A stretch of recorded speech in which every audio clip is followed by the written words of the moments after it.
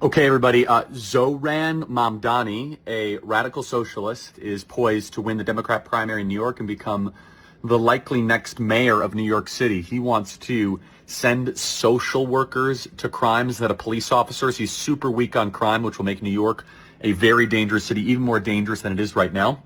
He wants the city to take over grocery stores, which is such an asinine, lunatic, insane idea. It's hard to even put it into words.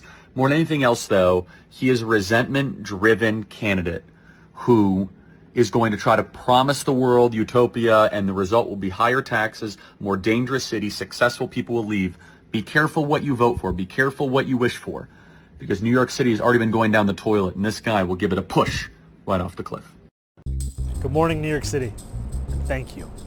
Last night we made history, and today we begin the work of making a new administration. Welcome to the transition. This is the period over the next few months where we build a city hall that delivers on the promises of our campaign, to make New York City affordable and to make government accountable to the people it serves. As we prepare to govern, we'll start announcing the leaders who will help implement our agenda. People like deputy mayors who oversee entire areas of government, and the commissioners who carry out the critical work of city agencies. These appointments will be driven by excellence, integrity, and a hunger to solve old problems with new solutions. Talking to organizers on the front lines of the fight to improve our city, government veterans with proven track records, policy experts from around the country and the world, and working people who know better than anyone what our neighborhoods deserve. And this will be a period, like the campaign we ran and the city hall to come, defined by transparency. Because New Yorkers deserve a government they can trust. On January 1st, I will be your mayor. New Year's Day, and a new era for this city. Oh, and one more thing. Remember how I told you a few months ago to stop sending us money? You can start again. This transition requires staff, research, and an infrastructure that can meet this moment.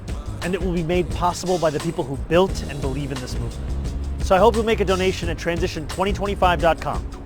Now let's get to work. Money, money, money.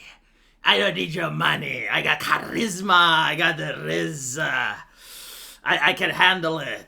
What's that? I'm about to win. Give me your money. Give me your money over here. Give Zoltan all your money. All jokes aside, though, I actually predicted that this guy will win. And I got called names.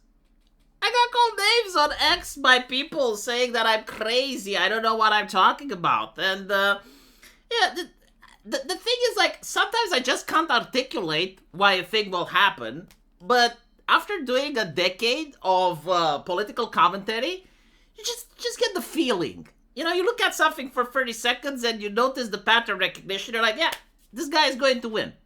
Why did I think this guy is going to win? Well, number one, he doesn't look like he belongs in a geriatrics hospital. We're going to go to that in a little bit.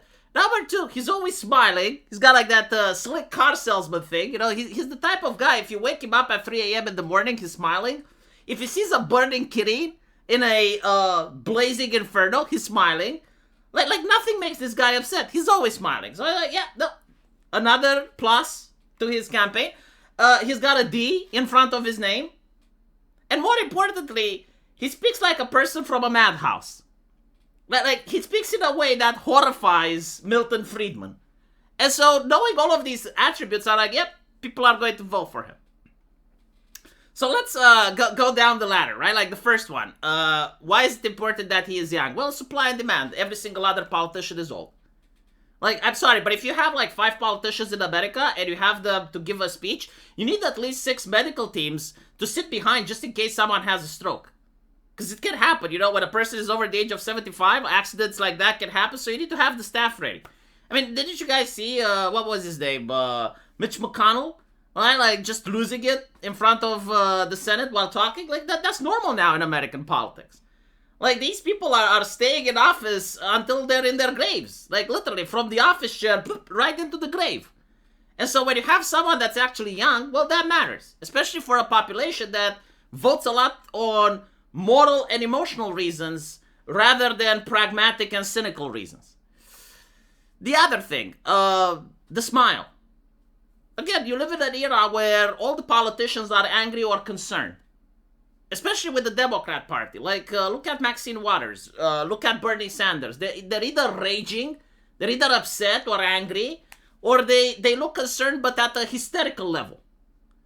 And I'm not saying like you can't have politicians like that, but again, like supply and demand, like you oversaturated the market.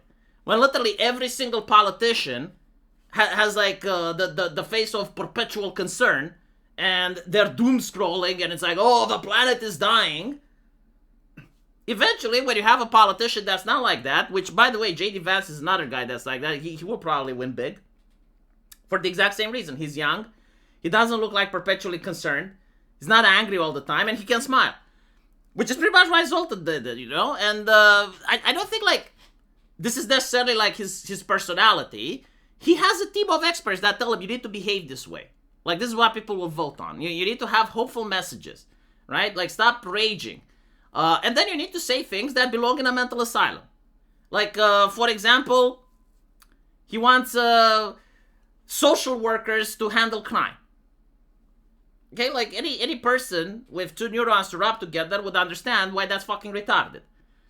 Like, if you have a father that comes home drugged, right? We're not even saying like the father that's drunk, because it's New York City. Now he probably has meth in him. And he is chimping out, and he's beating the living shit out of his family, right? What are you going to do? Are you going to call in the social worker? To do what?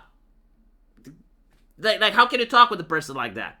You know, let's say he came in, smashed the TV, and then dragged his daughter into his room and closed the door. So now the wife is concerned. She can't call the cops. She calls the social worker. It's like, okay, you have the psychologist come again. It's like, what? Like, maybe he's passed out in his own vomit. It's like, what are you going to do there?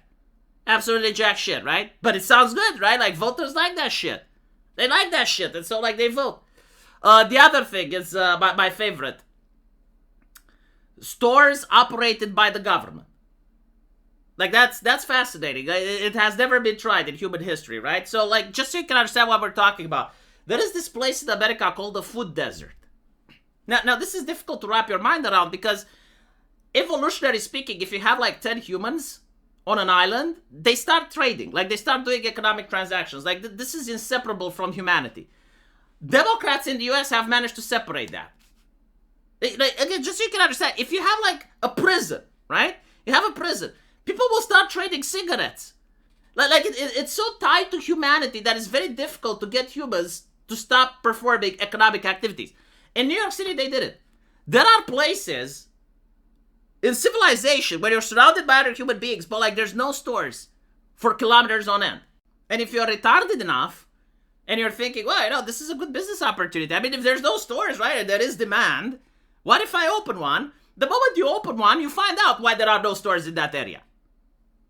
Because they're going to break your windows, they're going to steal your shit, you're going to get gangs pressing you to pay protection money, and when you call the cops, you get like the psychologist coming in to try and tell the gangbanger, you know, have you considered that what you're doing is wrong? And he'll probably say yes, but it's profitable. Now fuck off, or I'm going to extort you as well. And so Zoltan, in his infinite wisdom, is like, hey, you know what? We're going to have the government open stores in those areas. It's like, what, do you think, like, just because they're from the government, the gangbanger is going to care? No, he's probably going to bribe the police officer, he's going to bribe the other guy, and not to mention, like, the store owner won't give a shit.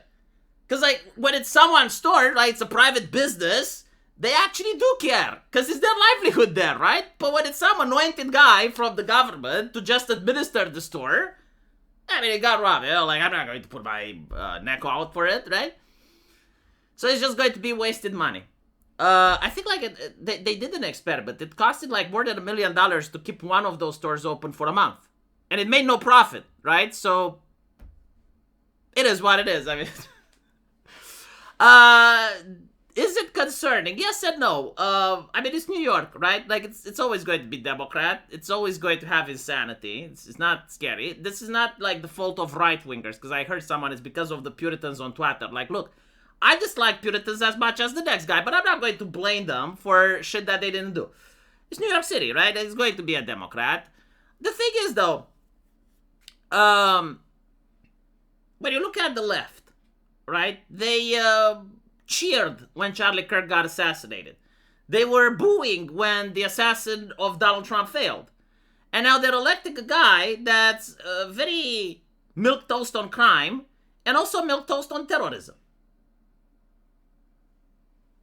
And you gotta live with those people. Like, you gotta have them as your neighbors. You gotta have them when you go at work. That's concerning. Not the fact that, okay, well, New York City got a mayor that belongs in a mental asylum. Okay, what's new? Yeah, are you really that surprised? Like, is this shocking? It's not shocking to me. But anyway, if you're in New York City, I wish you the best. Ron DeSantis already said that if you want to go to Florida, he's going to take 1%. Apparently, they have a law. Like, if you want to go there, like, they take 1% of what you... I didn't know that. And he also told the people from New York that they don't have pornography books in schools, in school libraries. So if you're from New York and you want to go to Florida, like, you need to make sure that they differ a little bit culturally. Anyway, right, let me know what you think, and I'll see you guys in the comment section. Take care.